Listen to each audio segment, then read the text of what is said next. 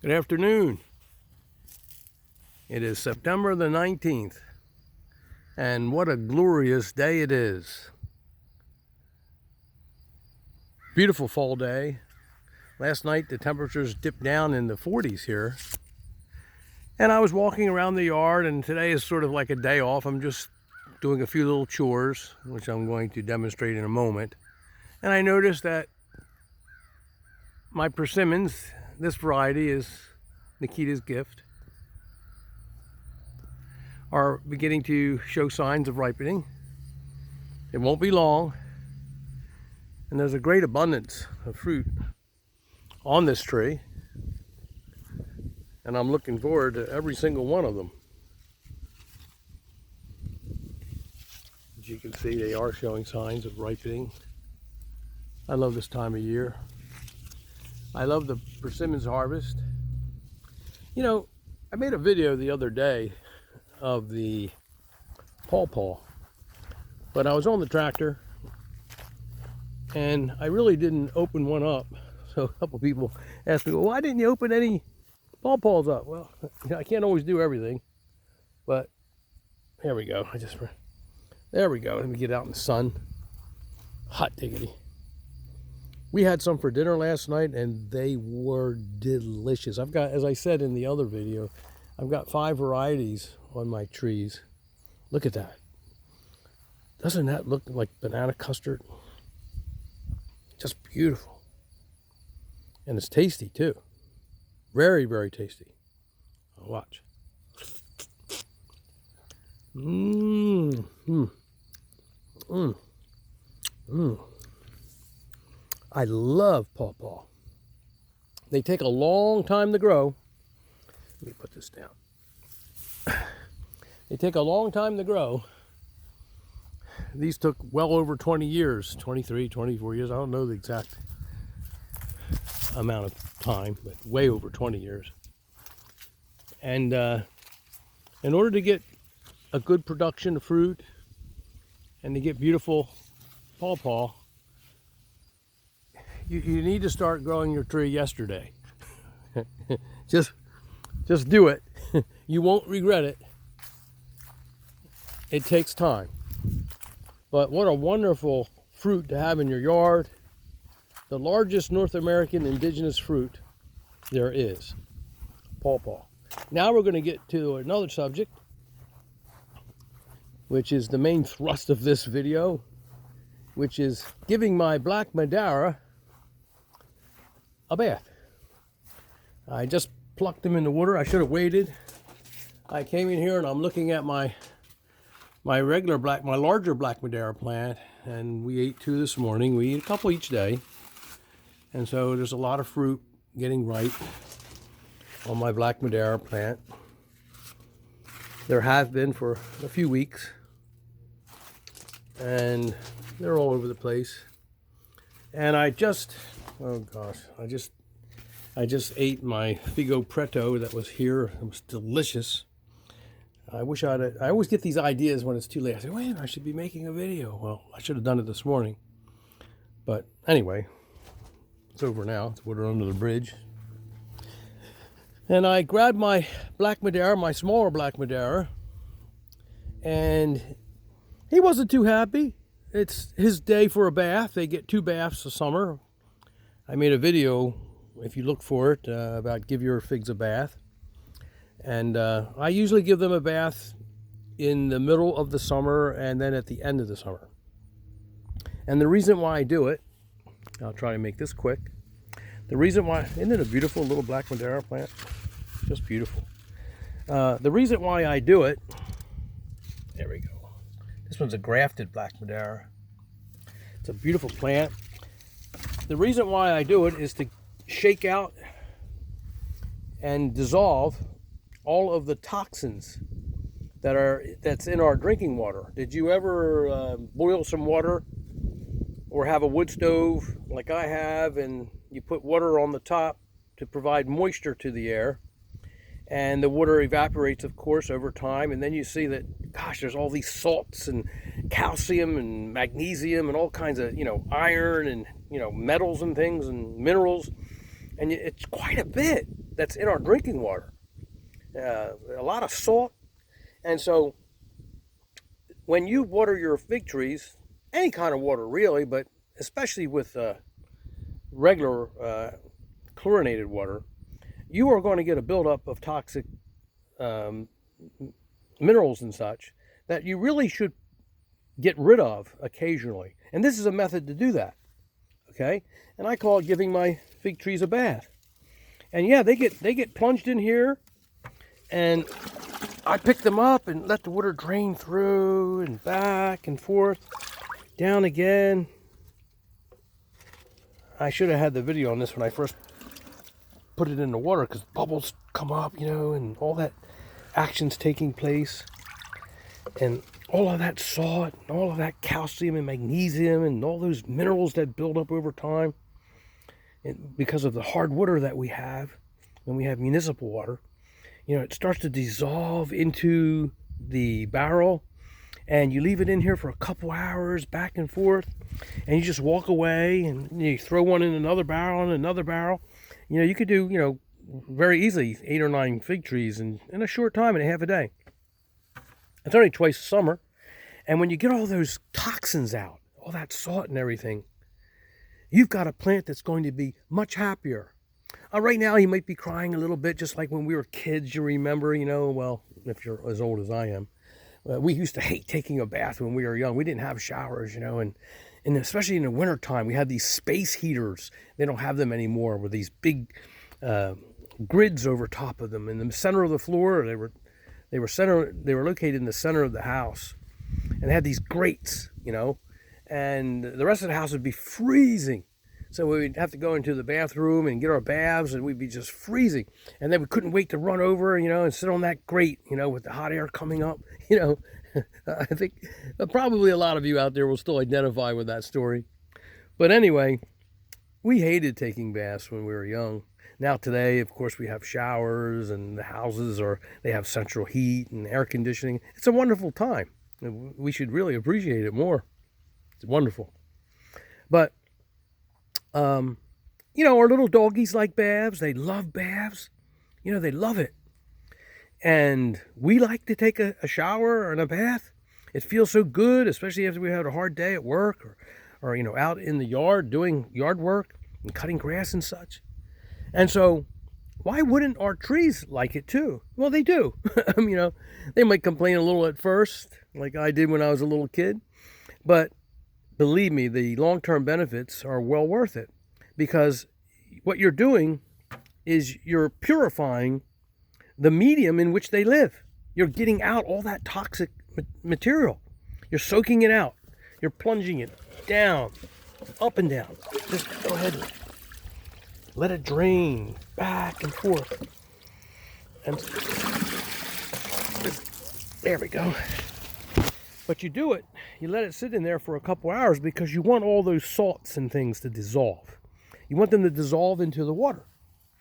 Okay? And maybe you can do two plants here of the same size, and then dump the water and start over again. So that's why it takes a number of days to do it. But you can do 6, 7, 8 a day, depending if you have a few barrels like that. And you purify them. And look how happy this tree is. Look. It's beautiful. It's happy. It's healthy. Look at all the fruit on it. And it's all going to ripen soon. This is a young plant.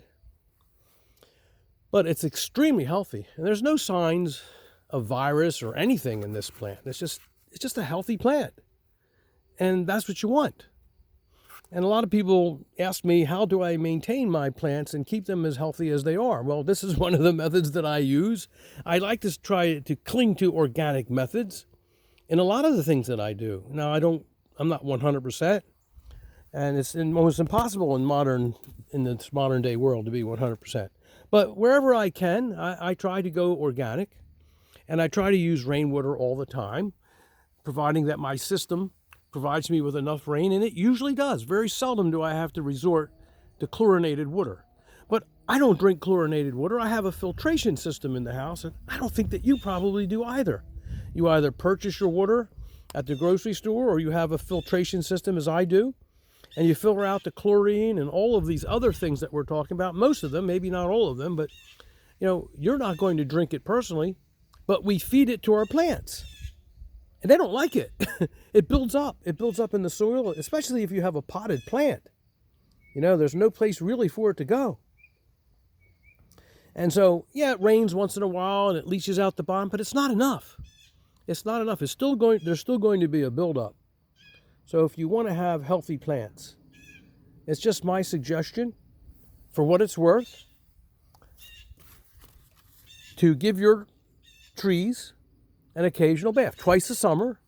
It's not much of a sacrifice, and the benefit is tremendous. The figs taste better, the trees are more vibrant, they grow faster, they're healthier, they're happier. Look at it. That's how you do it. Okay? So today was time for this baby Black Madeira's bath. He's turning into I guess, more than just a baby now. He's getting bigger. Next year he'll be a full adolescent, and the year after that he'll be a full adult.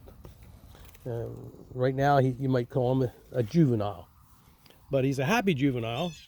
And if you want him to be a happy adult someday, well, give your Black Madeira or any of your figs and all of your figs a bath, especially if they're container bound. You want to do that. Give it a try. You'll see that it will pay off for you, as it has for me. Okay, well, it is a lovely day, a beautiful, lovely day. Here's oh, there's another fig left. Let's see. I know it. Yeah, Smith. I thought it was. This is my Smith, another one of my Smith. I got quite a few Smiths growing. I really, really love Smith. I find that it's one of the best adapted figs for the Northeast. Here I am in Zone 7A in New Jersey. We have a lot of rain and humidity, and Smith is one of the very, very, very, very best figs that I've ever grown. And you can see how healthy all these figs, there's a couple over here, are mostly, this had a lot of figs, a lot, and I ate them all, and they were delicious. There's just a few left, so it's almost over. So he's out here getting some sun. It's his time in the sun. Now I've closed off all the panels in my greenhouse, and these trees are going to stay in here now until they drop all their leaves when it gets really, really cold. And I've still got some Italian 258s that are ripening every day, and they're marvelously delicious. I love Italian 258. This one is too. Oh, leaf got in the way there. So there's still a lot to get ripe. Many have gotten ripe, and they're still very, very, very delicious. It's warm in here. I closed off all the panels yesterday, and I shut all the hatches, which are movable. I can open them and close them according to how much heat there is during the summer. At a certain point in June, I just leave them open for the rest of the summer. Okay, but now they're closed for the rest of the year until the spring, and everything else is closed off. And it gets quite warm in here. Of course, I could open the doors. I've got double doors on both sides. And I still have one panel open here, which I have a tarp over there, which I put at nighttime I just, with a couple poles, put a tarp up against there to keep the cold out of here from now on. Because it has been getting really cold, down in the 40s at night. And it's Saturday, the 19th. It's going to go in the 40s again tonight.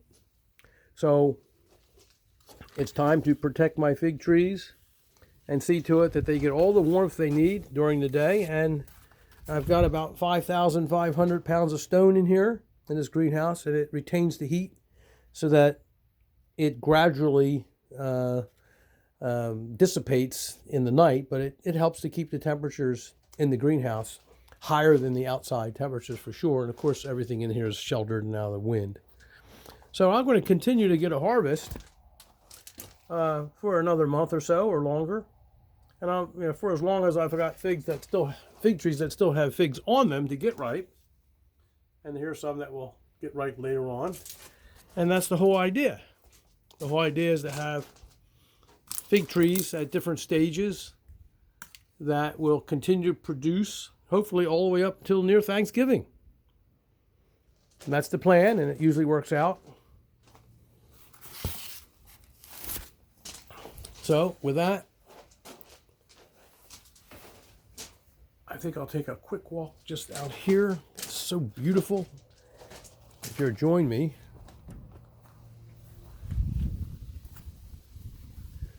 He's all finished now. He doesn't have to worry anymore. No more baths until next June. Take a walk out here. It's so beautiful. Hey buddies, I got an announcement. It's time for your bath. I'll be giving these a bath shortly. As soon as I'm finished with this video, they're going to get a plunge. It's for their own good. Give it a try.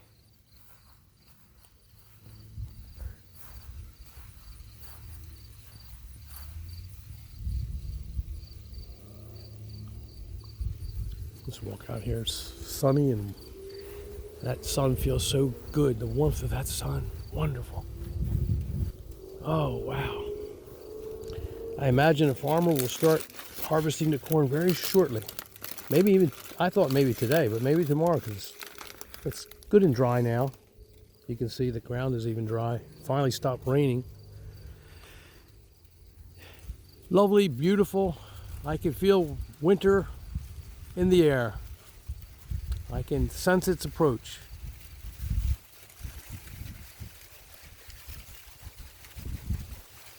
I started to prepare for it early. I always do, so that I don't get overwhelmed with the amount of work for preparation that's necessary for wintertime.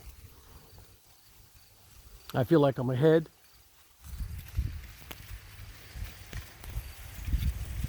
And I can relax a little today and enjoy today. Walk around the yard and drink coffee. Reflect over the summer. And give my fig trees a bath. Thank you for visiting.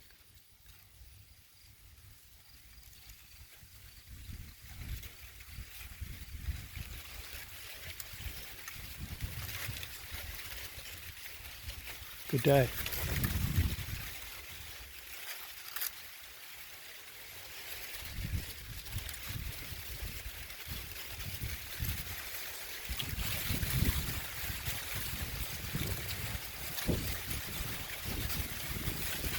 It's a beautiful world.